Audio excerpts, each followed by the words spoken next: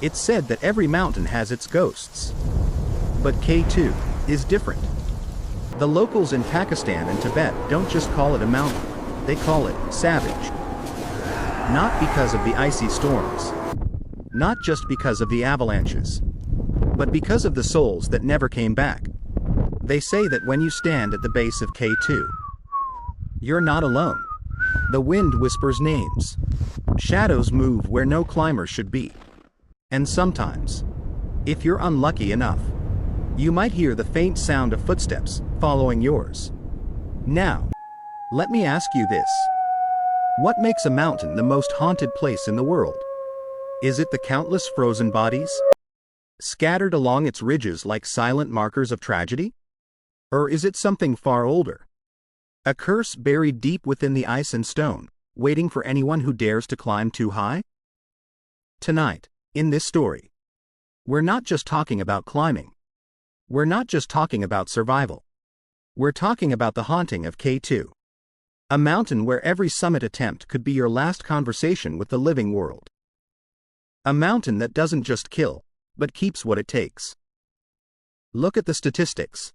1 in every 4 climbers who dares to reach the summit never makes it back alive.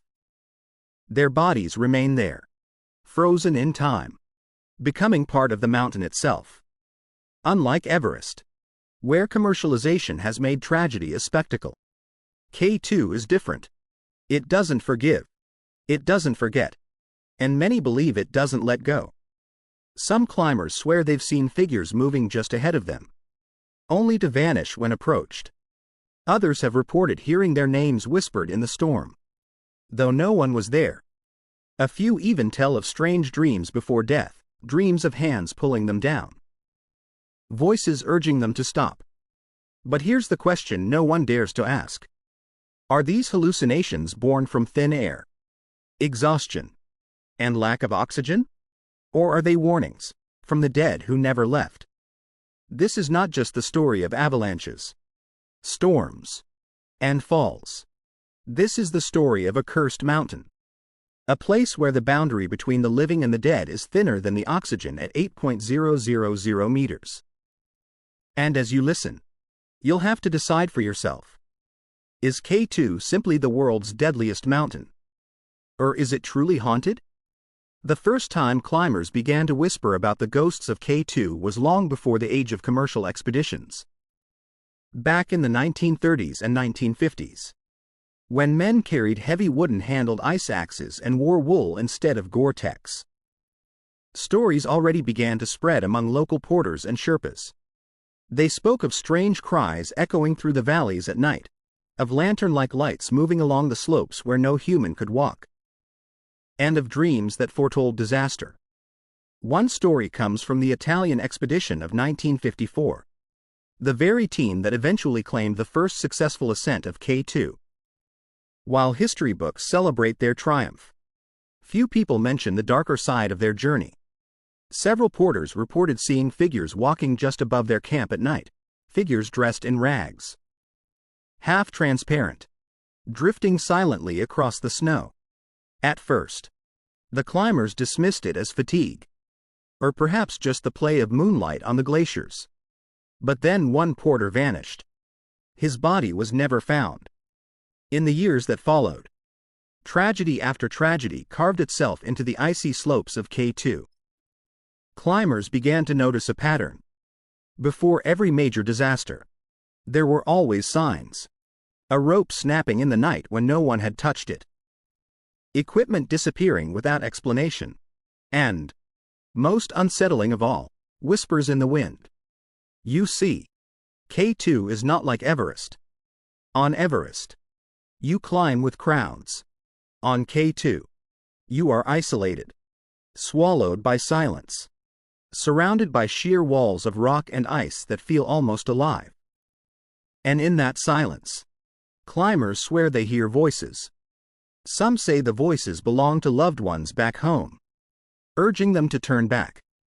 Others claim the voices are not kind at all, laughing, taunting, pushing them toward their doom. One chilling account comes from the disastrous 1986 season, when 13 climbers lost their lives in a single summer. Among the survivors was a Polish mountaineer who later confessed that during the storm, he saw a woman in a red jacket standing just beyond the reach of his headlamp. He stumbled toward her, calling out, only to realize she had no face. Just an empty void where her features should have been. He collapsed in terror. And when the storm cleared, there was no trace of footprints in the snow. Skeptics argue that these visions are nothing but hallucinations from hypoxia, the brain starved of oxygen at high altitude. But others believe differently. They say the mountain remembers. That every death leaves behind a fragment of spirit, wandering the slopes, warning, or luring, the next climbers who dare. And here's where it becomes even stranger. Local Balti folklore tells of K2 being cursed long before Europeans ever set their eyes on it. They say the mountain is guarded by djinns, spirits of smoke and fire, that punish arrogance and pride. Climbing too high without respect invites wrath. And the mountain will claim its due. When Western climbers began to die in record numbers, the villagers simply shook their heads. For them, it was proof that the old curse was still alive. But maybe the most unsettling part isn't the stories told by locals. It's the testimonies of the climbers themselves, rational, disciplined men and women who trained for years, who scoffed at superstition until they saw something they couldn't explain. Some returned alive, haunted forever. Others never returned at all. And the deeper we go into K2's bloody history, the more the line between myth and reality begins to blur. By the late 20th century, K2 had already earned its reputation as the Savage Mountain. But what gave that name such power were the stories, the tragedies that seemed almost too cruel, and the strange events surrounding them. One of the most infamous tales comes from the 1995 expedition of British climber Alison Hargreaves. She was already a legend, the first woman to solo Everest without oxygen. But K2 would become her grave. On August 13th, she reached the summit with 6 other climbers. The weather, against all odds, was perfect. But as they descended, the mountain changed its mood. Winds roared to hurricane strength, ripping ropes and tearing tents to shreds. Allison and her companions were swept away, vanishing into the abyss. Here's where the story takes a chilling turn. Survivors at lower camps swore that for hours after the storm, they heard a woman crying out, her voice carried down by the wind. They tried to locate her, but the cries faded, always just beyond reach, until silence swallowed them whole. Was it the last echo of Allison's voice, or something else that the mountain wanted them to hear? Fast forward to 2008, the year K2 revealed its deadliest face. 11 climbers from international teams lost their lives in a single, brutal chain of events. An avalanche ripped away fixed ropes in the notorious bottleneck section, trapping dozens high above 8.000 meters. Panic followed. In the chaos, some climbers reported seeing figures in the storm, figures who seemed to point the way, urging them down. One Norwegian climber later recalled, "I followed a man in a blue jacket. I thought he was part of our team. But when I caught up, there was no one there. Just the snow." The 2008 disaster cemented K2's reputation not just as deadly, but as cursed. Families of the victims, desperate for answers, began to describe strange dreams in the weeks after. One widow claimed she saw her husband standing at the foot of their bed, covered in frost, shaking his head slowly as if warning her. Another mother reported her son's watch stopped ticking on the exact day and hour of his death, even though the watch was thousands of miles away. These may sound like coincidences, but on K2, coincidence is rare. And then, of course, there is the case of the phantom climber. In 1992, a Spanish team reported seeing a lone climber ascending above them near the shoulder. They watched him for hours, moving slowly but steadily, until clouds swallowed the ridge. When the sky cleared, he was gone. The only problem? No one else was on the mountain that season. No team. No climber. No record. Just a shadow moving against the ice. Never identified. Even today, climbers speak of the Watcher of the Bottleneck, a figure said to appear where most deaths occur. Some describe him as a man in tattered gear from the 1930s. His face obscured by frost. Others say it's not a man at all, but a presence, heavy and suffocating, that fills the air just before disaster strikes. Science tells us these are hallucinations born of thin air, exhaustion, fear, and cold. But if that's true, why do so many accounts match?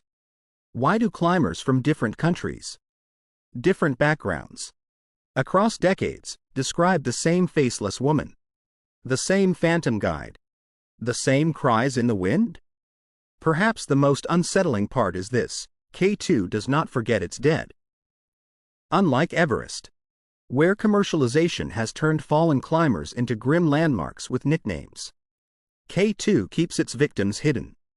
The mountain swallows them into crevasses, buries them in avalanches, erases their traces.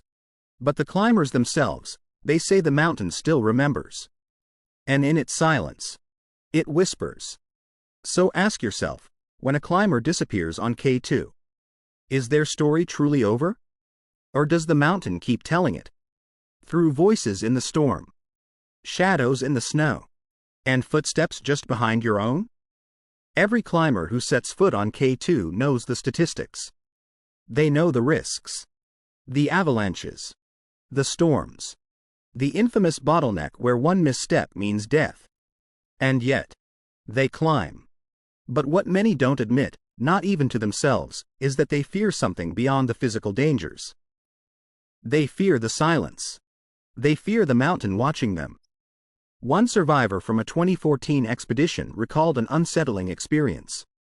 His team had set camp at 7.800 meters. Exhausted and starving for oxygen. In the middle of the night, he awoke to the sound of heavy breathing right outside his tent. Thinking it was one of his teammates, he unzipped the flap, only to see nothing but snow. When he zipped it shut, the breathing continued. Louder. Closer. For hours. He didn't sleep a second that night. In the morning, no one else in his team had heard a thing. Another climber described being followed by footsteps in the snow during a solo attempt. Every time he stopped, the steps behind him stopped too. He turned. And of course, there was no one. The higher he went, the heavier the footsteps grew. Until finally, near collapse, he screamed into the storm, "What do you want from me?" The only answer he received was the wind carrying back his own voice, mocking him. And then there are the dreams. Time and again, survivors speak of the same dream, standing at the summit. Not in triumph, but surrounded by shadows of those who came before. The shadows don't speak. They only watch, waiting for the climber to join them. Some wake up drenched in sweat. Others never wake up at all. What makes K2 so terrifying isn't just death, it's the idea that death is not the end here. That the mountain doesn't release you. That every lost climber becomes another voice in the storm. Another shadow on the slope. Local legends add fuel to this fire. The Balti say that the spirits of those who die on K2 cannot return home. Their souls are bound to the mountain, wandering until the end of time. That is why so many porters refuse to climb above certain altitudes. Not because of fatigue, but because of fear. They whisper that once you cross into the death zone, you are not alone anymore, you are walking among the dead. One American climber once said something chilling in an interview after barely surviving an avalanche. K2 doesn't just kill you. It takes your story. It takes your name. Up there, you're nothing but another whisper in the wind. And this is perhaps the cruelest truth of all. On Everest, the dead remain visible, known, remembered by the thousands who pass. But on K2, they vanish, hidden by storms, swallowed by glaciers, Lost forever. Only the mountain remembers. And when new climbers arrive, it reminds them, through footsteps, voices, shadows, that they are never climbing alone. So when you see photos of triumphant climbers holding flags at the summit, remember this: behind them, unseen, stand the ghosts of hundreds, watching, waiting. And you have to wonder, when climbers stare into that endless horizon at the roof of the world, do they also feel eyes staring back at them? But here's the final question. The one that lingers after all the ghost stories, the curses, and the deaths. Is K2 truly haunted, or is the haunting within us? Every climber who sets foot on this mountain already knows the risks. They know they might never return. And yet, they climb. Perhaps the ghosts of K2 aren't the fallen souls at all, but the living, still haunted by ambition, obsession, and the eternal hunger to touch the sky. Think of it. The bodies that remain on K2 are frozen in time. Yes. But their stories, their voices, their last breaths, live on. Every new climber who passes by feels their presence. Some feel it as a warning, others as a challenge, and some as a curse they must prove wrong. Maybe that is K2's darkest trick. It doesn't only take lives, it takes minds, hearts, and dreams. It whispers to the living. And once you've heard its voice, you can never silence it again. So I ask you, when night falls on K2, and the wind howls like voices from the dead, are we really listening to the mountain, or to the ghosts we carry within ourselves? One thing is certain: K2 is not just a mountain. It is a mirror that shows us our deepest fears, our greatest ambitions, and our darkest truths. That's why climbers keep returning, even knowing the risks. That's why the stories never end. And maybe, just maybe, that is the true curse of K2. If you've made it this far, you now know why they call it the Savage Mountain. But you've also seen why some call it the Haunted Mountain. The line between myth and reality, between ghosts and men, blurs here in the Death Zone. If you want to dive deeper into the untold stories of K2, its tragedies, mysteries, and legends, make sure you subscribe to K2 Stories. Because this is just the beginning. Every week, we bring you the most chilling, gripping, and unforgettable stories from the world's deadliest peaks. So tell me, do you believe K2 is haunted? Leave your thoughts in the comments. And don't forget, hit the like button if this story shook you. Share it with someone who loves mysteries. And subscribe so you never miss what comes next. Because the mountain isn't done with us yet. And neither are the ghosts of K2.